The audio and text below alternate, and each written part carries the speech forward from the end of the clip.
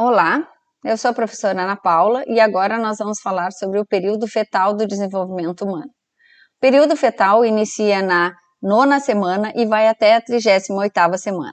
Ele finaliza com o nascimento de um ser humano. Esse período fetal, ele tem como característica entrar na 9ª semana com a morfologia completa humana e finalizar com o crescimento de todos os sistemas. E no período fetal, nós temos o desenvolvimento e a especialização das células dentro dos órgãos e os órgãos dentro dos sistemas. A característica principal é o crescimento do corpo e a diminuição do crescimento relativo da região cefálica. Então, observem nesse slide que nós temos aqui as semanas do período fetal e um comparativo entre o crescimento corporal e o crescimento cefálico. Nós temos aqui no início do período fetal, praticamente 50% é cabeça. E depois, prof, a cabeça diminui? Não, a cabeça não diminui. A cabeça simplesmente reduz a sua taxa de crescimento e o resto do corpo aumenta a sua taxa de crescimento. No momento do nosso nascimento, nós sejamos 25% da região cefálica. A nossa cabeça ocupa só 25% da região cefálica. Esse é a nossa morfologia humana normal. Que características tem o nosso período fetal?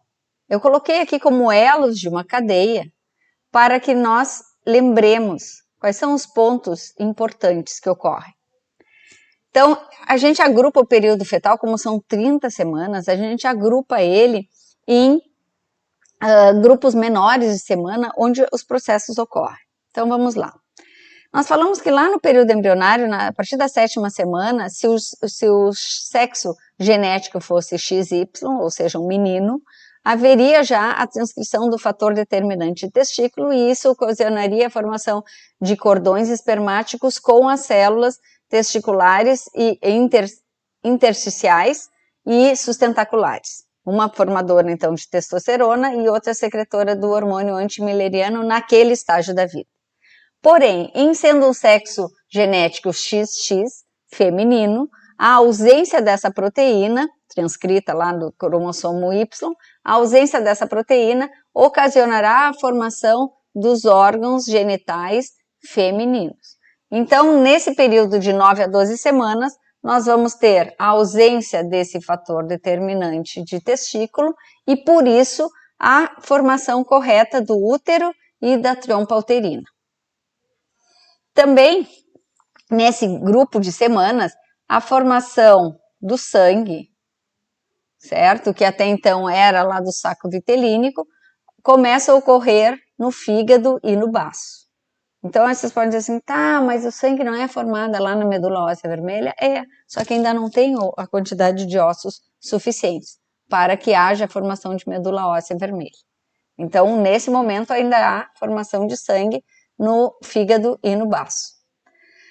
No segundo grupo de semanas, então de 13 a 16, nós já temos aí sim a formação de ossos mais longos, a formação de músculos com movimento, a formação da genitália externa, masculina e feminina, então por isso só após esse grupo de semanas, após a 13ª e 4ª semana, que é onde se determina a genitália masculina e feminina externa, é que nós conseguimos, por exemplo, por um ultrassom, fazer um exame e ver se é menino ou menina. Se fosse por ultrassom, é só depois desse período.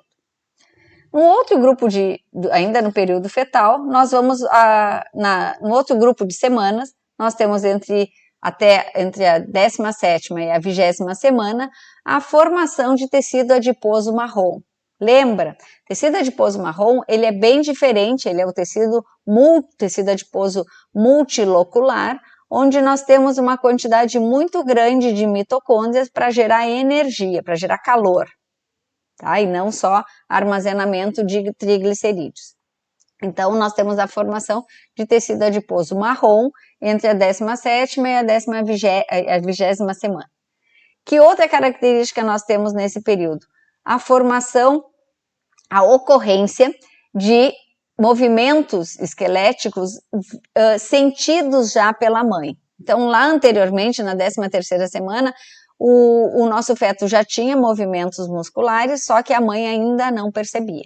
A partir da 20ª semana, os movimentos fetais são percebidos pela mãe. E isso determina, inclusive, pode ser usado o primeiro movimento fetal percebido pela mãe para determinar a possível data do nascimento. No grupo de semanas seguintes, então da semana 21ª à 25ª semana, nós já temos a formação da pele com folículos, iniciando a formação e a vascularização dos anexos tegumentários, os anexos da pele.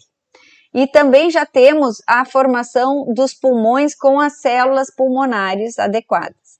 Então já temos ali um sistema iniciando já a ser maduro. Ah, mas já é maduro? Ainda não. Até 25 semanas não pode ser, não é viável ao nascimento. Mas os pulmões já começam a ter, então, um aumento da funcionalidade. Embora ainda afuncionais, porque não se respira. No grupo de semanas seguintes, de 26 a 29, da 26ª à 29ª semana, além dos pulmões estarem maduros, o sistema nervoso central já controlaria movimentos caso ocorresse o nascimento.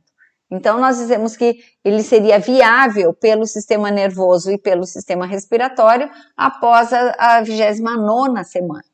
E aí nós já temos também a produção de sangue ocorrendo na medula óssea vermelha. Então, essa produção de sangue, ela não para de um dia, de uma semana e começa na outra. Gradativamente vai diminuindo do baço e do fígado e aumentando na medula óssea vermelha. Por quê? Porque os ossos vão se formando por ossificação, os longos por ossificação endocondrial e formando a cavidade medular para que haja a formação de tecido hematopoético nela. E daí a formação de sangue. Então, isso tudo é gradativo. Na outra semana, no outro grupo de semanas, na 30ª à 34ª semana, como características principais, eu selecionei aqui para vocês o reflexo pupilar, então os olhos já estão formados e a pupila, os músculos que comprimem, então, os músculos dos olhos que fecham ou dilatam as pupilas já estarão, inclusive, ativos, certo?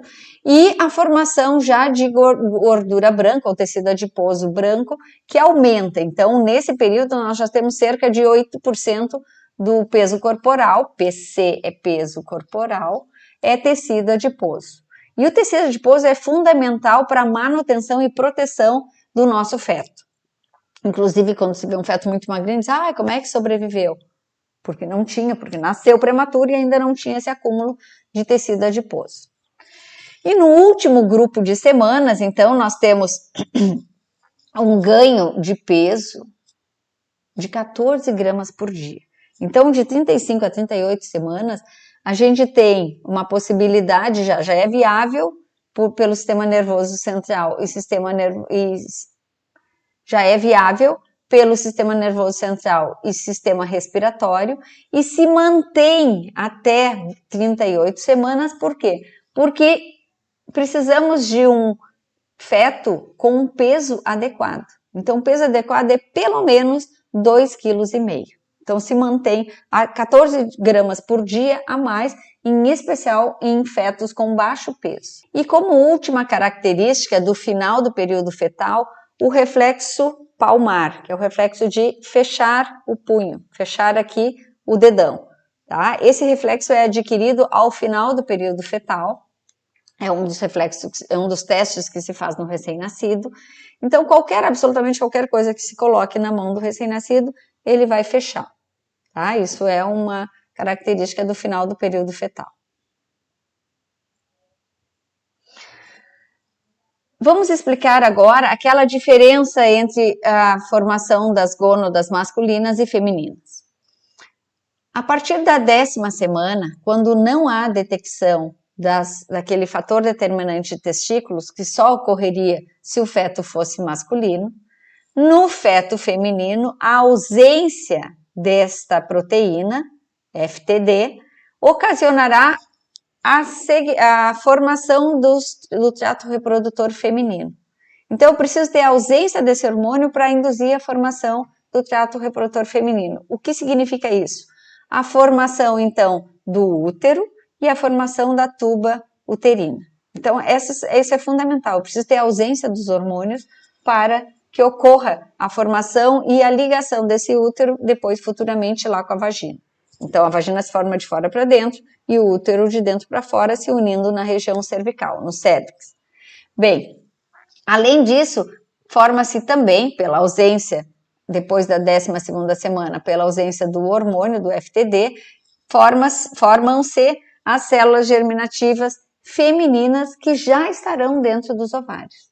Então, com isso, os nossos ovários têm a quantidade de ovogônias ou ovócitos primordiais, toda a nossa idade, mais esse número de semanas, 38 menos 12 semanas.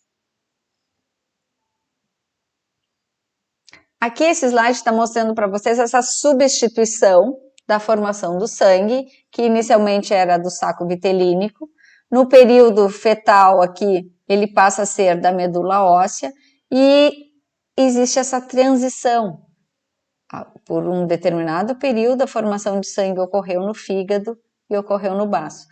E que gradativamente ocorre a formação do tecido ósseo e dentro dele a cavidade medular para que ocorra a formação de tecido hematopoético dentro da cavidade medular.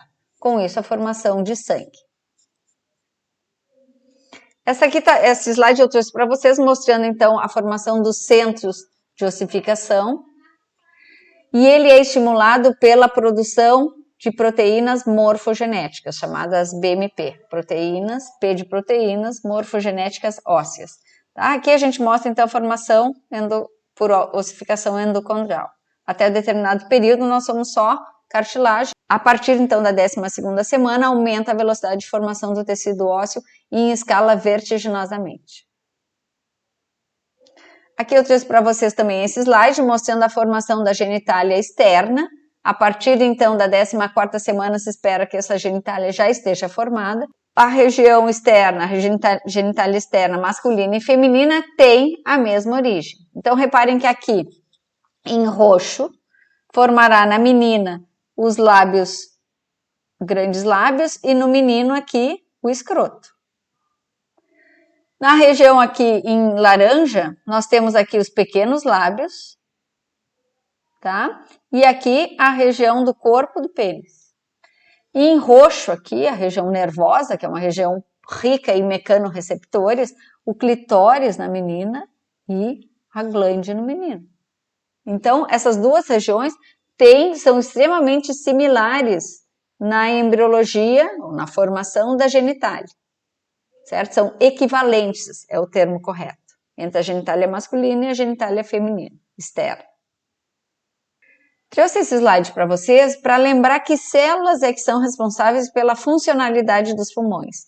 Não só os pneumócitos do tipo 1, como também pneumócitos do tipo 2.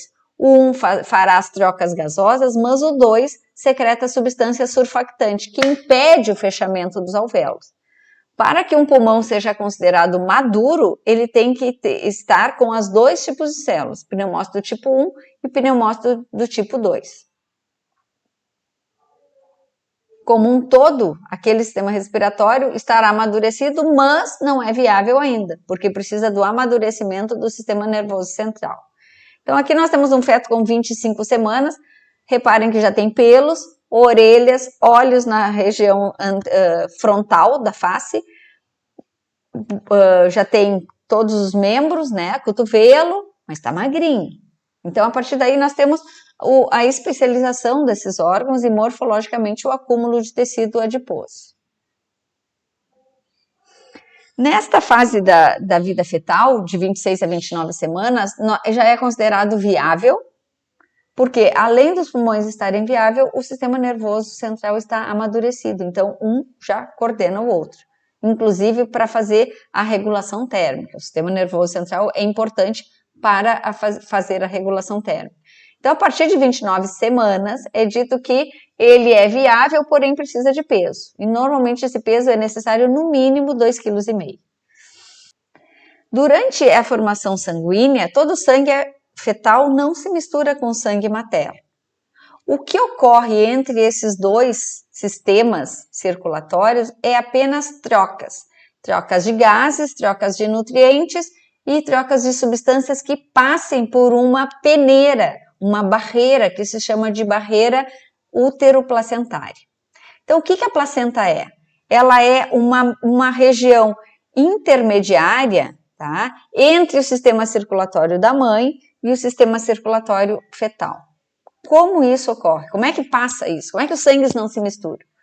Porque o feto tem a circulação dele, e reparem aqui, ó, a circulação fetal. Aqui é o cordão umbilical. Vem aqui por essa azul, se distribui, despeja aqui seus catabólitos, as substâncias que o feto não quer mais. Para esse interstício, é uma região que apenas troca-se nutrientes, moléculas pequenas, porque uma célula ela não sai pela membrana de um capilar sanguíneo. E o capilar sanguíneo aqui é um capilar placentário. Então, as células, assim como lá no sistema respiratório, as células não saem para dentro do alvéolo, aqui também não saem nessa barreira placentária. Então, as células, os nutrientes, os catabólitos, os gases fetais e catabólitos, substâncias que o feto não quer mais, saem aqui e vão para essa região, né? São despejados aqui nessa região chamada de interstício e entram na corrente sanguínea materna.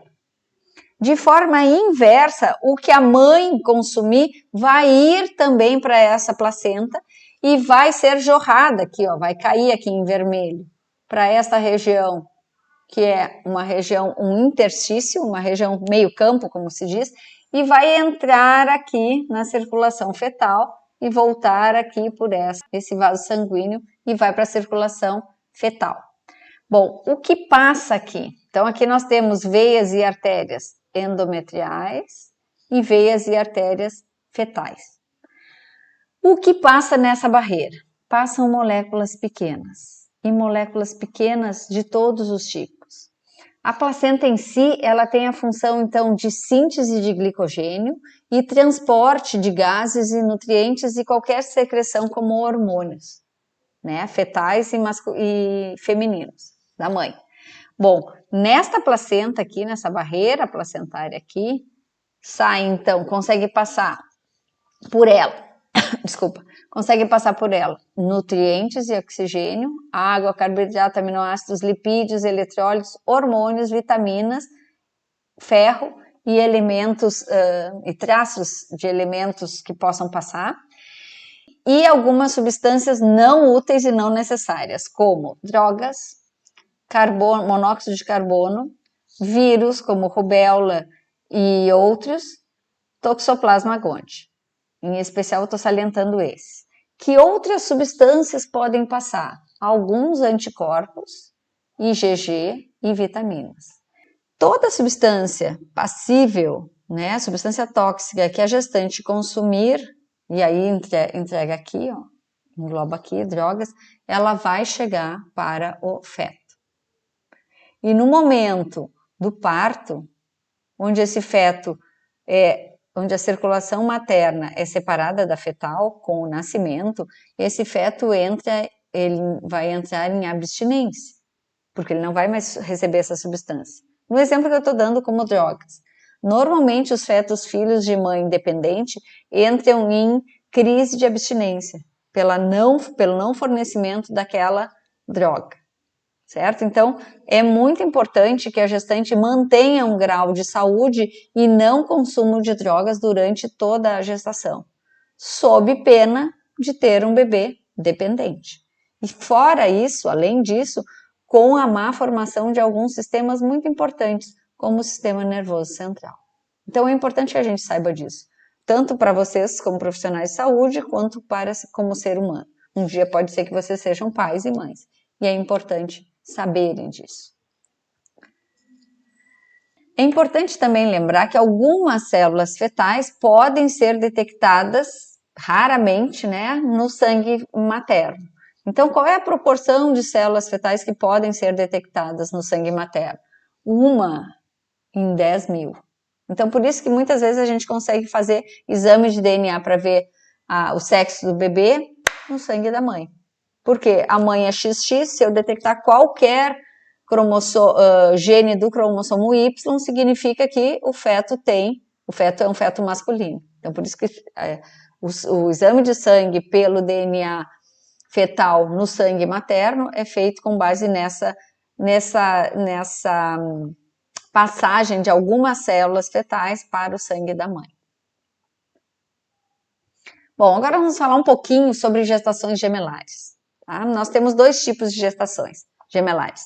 Monozigóticos, onde ambos os gêmeos, eles, 2 ou 3, enfim, ou 4, eles têm a mesma carga genética, e dizigóticos, onde eles têm cargas genéticas diferentes. Monozigóticos significa foram fecundados com um ovócito e um espermatozoide. E por alguma razão isso se dividiu lá no embrioblasto. Dizigóticos são gêmeos que são realmente completamente diferentes, porque foram 2 ovócitos fecundados por 2 espermatozoides. 65% dos gêmeos monozigóticos ocorrem por divisão do embrioblasto. Por algum motivo, um embrioblasto se dividiu em 2. E se implantou ainda, se dividiu e se implantou numa região que pode ser, os gêmeos podem compartilhar ou não de toda a vascularização. Então, normalmente eles têm uma placenta chamada, mas eles podem ter tamanhos diferentes, justamente por isso, porque esse pode ter se implantado numa região ou recebido maior vascularização e o outro menor, ou vice-versa. Quando eles compartilham todos os vasos sanguíneos, eles têm também o tamanho e o peso ao nascer bem semelhantes, como aqui, ó, compartilham todos.